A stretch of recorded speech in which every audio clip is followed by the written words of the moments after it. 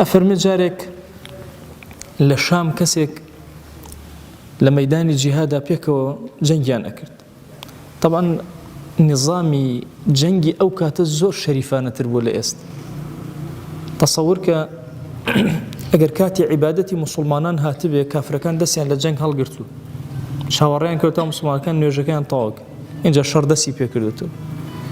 ئەگەر کافرەکانیش کاتی نوێژیان بوو بێ موسڵمانەکان وەستاون شەڕیان نەکرد، چاوەڕێیان کرد. ئەفەرمێ کەسەکە لەگەڵ عەبدوڵای کوڕی موبارەکە بربەرەکانی یەکیان ئەکرد، ئەڵێ بە عەبدوڵای وەدوتی کاتی نوێژمە جارێ شەڕەکە ڕاگرە. ئەڵێ ئەوی شەڕەکەی ڕاگرت، سێرێ کەسەکە سوژدەی برد بۆ خۆر. ئەڵێ دوو سێ جار هاتە خەیاڵم کە شمشێرەکەم بەرزکەمەوە لێی دەم، سوژدە بۆ غەیری خوا بە، ئەمە ئەخلاقی کەسی موسڵمان نییە. ئەڵێ دوو سێ جار شمشێرەکەم بەرز کردەوە نەمکرد. ئەڵێ کە نوێژەکەی خۆی تەواو کرد، ئەڵێ زۆری پێچوو، حتا وەکو خۆر ئاوا بوو بە تەواوی هەر نوێژی کرد. چکە ئەوانەی کە خۆرپەرستن لەو کاتێک کە خۆر ئەوە ئەبێتە سەرخەنە سوژدە بۆ خۆر. ئەڵێ دوای سەری بەرز کردەوە و ئەڵێ سەیری کردم وتی ئەی عەبدوڵڵا ئاگام لێ بوو یەک دوو جار خەریک بوو ئەوە بکەی، پەلامارم بدەی بۆچی پەلامارت نەدەم؟ ئەڵێ وتم وەڵاهی دینەکەم ڕێگەم نادا غەدر لە کافریش بکەم، نابێ غەدر لێ بکەم. من پێم وتی بڕۆ نوێژی خۆت کە بێ نوێژی خۆت کە تاعەتی خۆت دەکەیت و موسڵمان زۆر مەردە. ئەو نامەردیی کە ئەمڕۆ هەیە لە جیهانە بە حەیاتی لە صیفەتی موسڵمانان نییە. موسڵمان کاتێک کە موجاهیدە زۆر مرد و پیاوە، کەسێ شمشێری بەدەستەوەی ڕەک بەرامبەرەوە ساو جەنگی لەگەڵاکە، غێری ئەوە جەنگی لەگەڵا ناکە.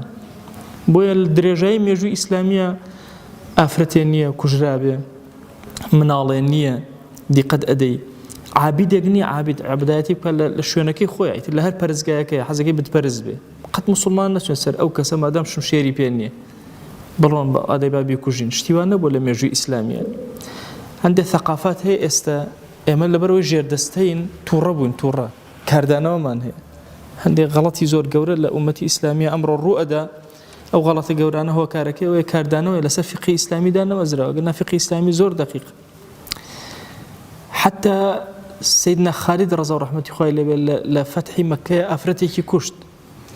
پێغەمبەری خوا صلی الله عليه وسلم هاتە سەر مەیتەکەی خوێنەکەشی دا فەرمووی اللهم إني بريء مما فعل خالد. خوا من بەریم لەوەی کە خالدی کوڕی وەلید کردی. چون ئومەتی ئیسلامی ئومەتی ڕەوشتە، ئومەتی ئەخلاق.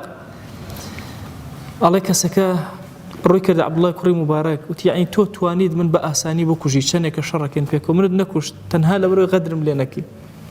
وەڵاهی ئەو خوایی کە ئەو خۆرەی تۆی دروست کردو ئەمری پێ کردووم کە غەدر لە تۆ نەکرد. ئەڵێ کەسەکە ئەم قسەیە زۆر تەئسیری کرد، جەنگی لەگەڵ عەبدوڵای نەکردەوە. ئەڵێ کەمێک وەستا بۆ هەیە کوشایەتمان هێنا هاتە سەفی موسڵمانانەوە. سەری ئەم ئەخلاقە بەرزانەکەن، ئەم ڕەوشتە بەرزانەکەن.